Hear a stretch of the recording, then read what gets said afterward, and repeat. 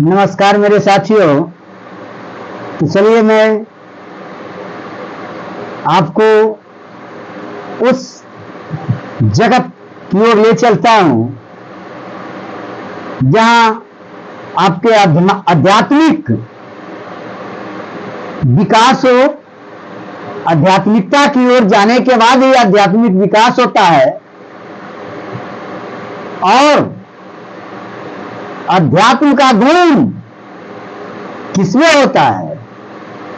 एक संत में होता है। संत का क्या लक्षण होता है? संत इस जगत में कौन कहलाता है? मैं अगले एपिसोड में कुछ आपको बताया हूं और विस्तार करने की कोशिश कर रहा हूं। तो संत मेरे विचार से कौन है? इस जगत में संत की क्या पहचान है? संत वही हो सकता है, उसी मां के गर्भ से संत निकल सकता है जो स्त्रियां वर्षों दर वर्षों जीवन में कभी को कृत्य की ओर प्रेरित नहीं हुआ होगा और उनका मन क्रम वचन आदर्शता के सीमा को पार कर गया होगा और आहार व्यवहार चाल चलन एक सात्विक और आध्यात्मिक का गुण उस स्त्री में कूट कूट करके भरा हुआ होगा। उसी स्त्री के गर्भ से संत की उत्पत्ति होती है।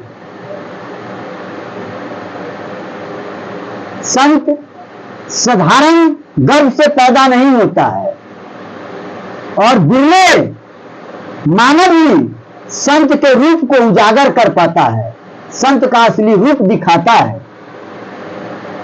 क्योंकि कमजोर आत्मा वाला कभी संसार को दिव्य दृष्टि नहीं दे सकता है और दिव्य दृष्टि प्राप्त करने के लिए बहुत तप की जरूरत होती है। संसार के ताने बाने बहुत सहने पड़ते हैं, तब जाकर के संत की उत्पत्ति होती है। इस जगत में सच्चा संत वही कहलाता है। इस जगत में, इस चराचर जगत में सच्चा संत वही कहलाता है जो सत्य के मार्ग पर चलता है, निर्भीक होकर के चलता है। उसको डर भय शंका राग द्वेष किसी प्रकार से मतलब नहीं होता है, वो रहित होता है। लोभ मोह और माया से वो कोसों दूर होता है और सच्चे मन से ईश्वर की भक्ति करता है। वही सच्चा संत हो सकता है, वही संत है। संत का विचार जो होता है वो अतुलनीय होता है। समझ गए ना?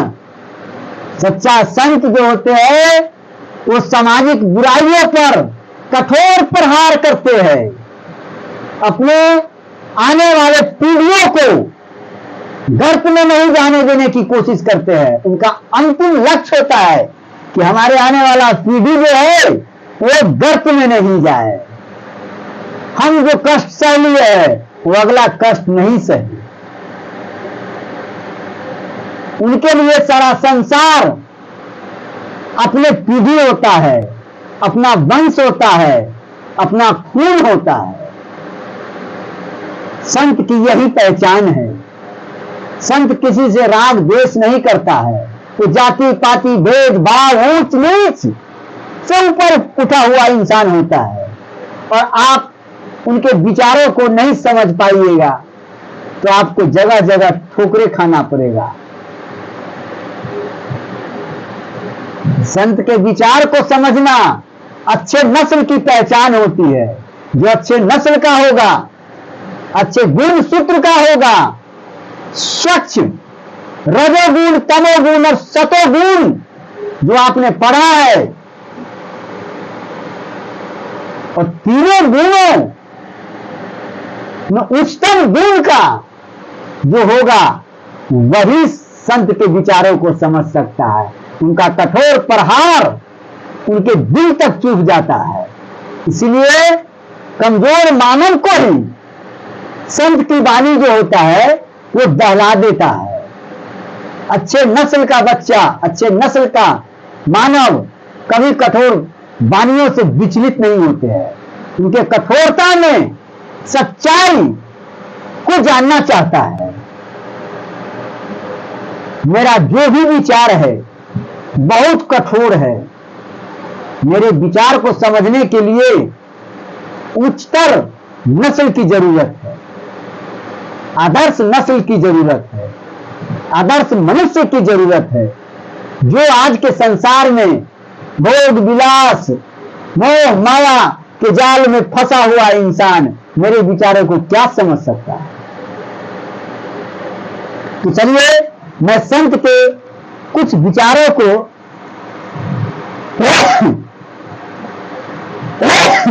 आपको रखने की कोशिश कर रहा हूं। आप घबरा जाते हैं मेरे विचारों से, आपको दिल पर कभी कभी ठोकर लग जाता होगा, चोट लगता है। क्या कीजिएगा, माफ कर दीजिएगा और मेरे विचार को गहराई से समझने की कोशिश कीजिएगा। जीवन में मेरा दासत्व स्वीकार नहीं कर लिए तो मेरा पैदाइशी में फर्क हो जाएगा। मैं सच्चे दिल से बता रहा हूं, इसलिए आप घबराने की कोशिश नहीं करें, मेरे चैनल से जुड़े रहिए। बहुत लंबा जीवन है आपका और लंबे संघर्ष भी करना है, और मेरे विचारों से विचलित हो जाएंगे तो आप लंबे संघर्ष का रेस बन सकते हैं, कभी नहीं बनिएगा, ये मेरा दावा है। और संसार के परचम दृश्य को आप देख भी नहीं सकते। संत के प्रमुख गुणों को मैं आपको सामने प्रस्तुत कर दूं। देखिए, संत के प्रमुख गुण जो है वो समझने की जरूरत है और जानने की जरूरत है। आत्मज्ञान और सत्य आचरण, आत्मज्ञान और सत्य आचरण। संत वह है जिसने सत्य का साक्षात्कार कर लिया हो, सत्य का साक्षात्कार कर लिया हो और आत्मज्ञान प्राप्त कर लिया हो। समझ गए ना? ईश्वर के प्रति वो पूर्ण समर्पित होता है। ईश्वर का मतलब ये नहीं होता है कि मंदिर में जाइए इतना वो टीला करिए कहा उसमें माथा को रगड़िए। ये संत का काम नहीं है, ये पाखंडियों का काम है। अब समझ रहे पाखंडी कौन होता है? भली बात ही आप समझते होंगे। पाखंड अंधभक्त वही होता है जिसमें तर्क कुतर्क करके उसके असलियत को नहीं जान करके अंधभक्त बन जाता है। आत्मज्ञान से परे होता है वही अंधभक्त होती है। तो पाखंडवाद का गुण उसमें लेस मात्र नहीं होता है। उसमें पाखंड को खत्म करने का, गलत विचारों का, छल प्रपंच, चमत्कारी गुणों को समाप्त कर समाज को एक नई राह देने का काम करता है। वो संत है, उनका ये लक्षण होता है, ये गुण होता है। ईश्वर के प्रति जो समर्पणता होता है, समर्पण भाव होता है, उसका पूरा जीवन ईश्वर के समर्पित होता है और वह निरंतर ईश्वर का नाम जपता है। मतलब अच्छे गुणों का, अच्छे विचारों को जन्म देने की कोशिश करता है। जहां तक उसको नॉलेज होता है, जहां तक उसने अध्ययन किया है, अध्यात्म को प्राप्त किया है, उस अध्यात्म शक्ति के द्वारा मानव में नई क्रांति को जन्म देना चाहता है, अगली पीढ़ियों को स्वच्छ जीवन को देना चाहता है, निस्वार्थ सेवा करता है। उसमें कोई स्वार्थ नहीं होता है, उसमें किसी प्रकार का स्वार्थ नहीं होता है। वह दूसरों के लिए अपना जीवन अर्पित कर देता है और उनका हित सोचता है। सांसारिक मोह माया से दूरी, सांसारिक मोह माया, सच्चा संत जो होता है वो सांसारिक लोभ लालच वासनाओं और भेदभाव से परे होते हैं, कोसों दूर होते हैं। समझ जाएगा? समान समभाव और समरसता उनका गुण होता है। वह सभी के साथ समान भाव रखता है, फिर चाहे वह सुख हो, दुख हो, अच्छा हो, बुरा हो या कोई भी स्थिति हो, उसमें वो समभाव रहता है, उसमें दिखावा नहीं होता है, चमत्कारी कपड़ों से ओत पोत नहीं होते हैं, तो भगवा वस्त्र और लंगोटी दवा नहीं होता है। संत का विचार होता है अद्वितीय संसार को जन्म देना। संत का आगमन बार बार नहीं होता है जी। धर्मों में संत का महत्व क्या होता है? धर्मों में संत का महत्व क्या होता है?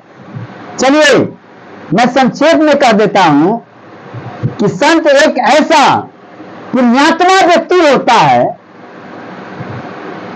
पुण्यात्मा व्यक्ति होता है जिसने आध्यात्मिक ज्ञान प्राप्त कर लिया और जिसने अपने जीवन को दूसरे की भलाई और ईश्वर भक्ति में समर्पित कर दिया है।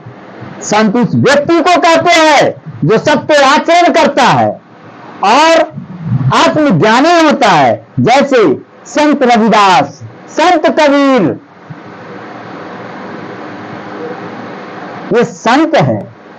संत तुलसीदास ये भी संत है।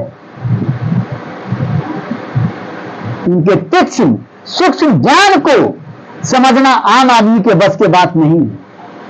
इसलिए धैर्य रखिए। मेरा उद्देश्य है पाखंडवाद को खत्म करना, गलत विचारों को खत्म करना। मैं ब्राह्मणवाद बोलता हूं, इसका मतलब ये नहीं है कि मैं ब्राह्मणों से घृणा करता हूं, नहीं। ब्राह्मण एक जाति है, ब्राह्मणवाद एक अलग चीज है। ब्राह्मण एक जाति है, मनुष्य का एक भाग है जो अपने कर्मों के आधार पर सबों का नामकरण कर दिया। और पौराणिक कथा के अनुसार हम ठोसी दलील विचारों को आपके सामने पेश करना नहीं चाहते हैं। और जो भी मैं बोलूंगा वो प्रेम नहीं बोलूंगा।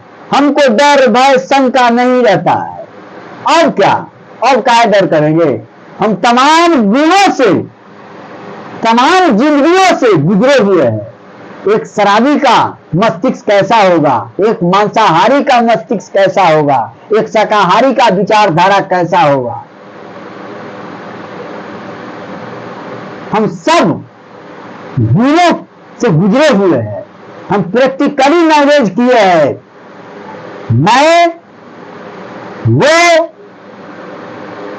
भकलंड जो होता है दपुरसंख, मैं वो ज्ञान हासिल नहीं किया हूं। मैं जीवन के चरितार्थ, जीवन के मर्म को समझने की कोशिश किया हूं। मैं खुद को जला हूं।